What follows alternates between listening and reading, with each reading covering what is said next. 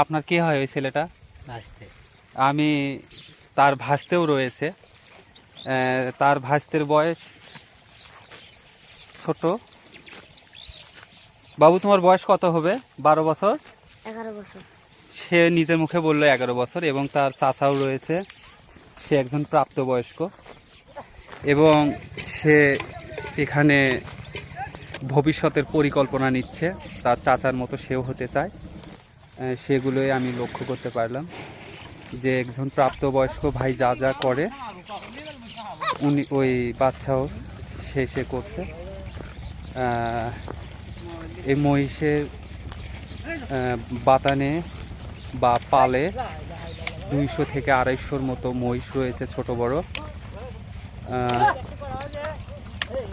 তারা অত্যন্ত যত্ন সহকারে মহিষগুলো পালন করে থাকে।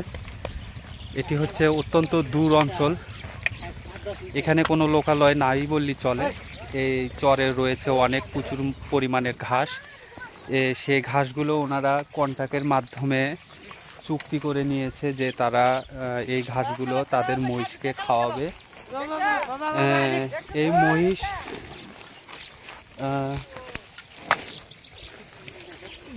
এই মহিষগুলো ঘাসগুলো আহরণ করবে যতদিন লাগে, এটাই হচ্ছে তাদের কন্ট্রাক্ট। এবং সেই অনুযায়ী তারা এই চরে অবস্থান করে এবং তাদের পাশাপাশি যত্ন নেয়। আপনাদেরকে আরও বলে রাখি, এই মহিষের পালনে শুধু পালনের উদ্দেশ্যে নয়, এখানে গাভীও রয়েছে, অর্থাৎ বাচ্চা প্রসব করছে বা পেটে বাচ্চা আছে বা পাঠা বা ছোট বড় সকল ধরনেরই এখানে মহিষ আছে আর কি।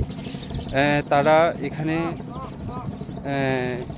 রাত্রিবেলায় যেগুলো মানে গাভী, সেগুলো থেকে সকালে দুধ সংগ্রহ করে।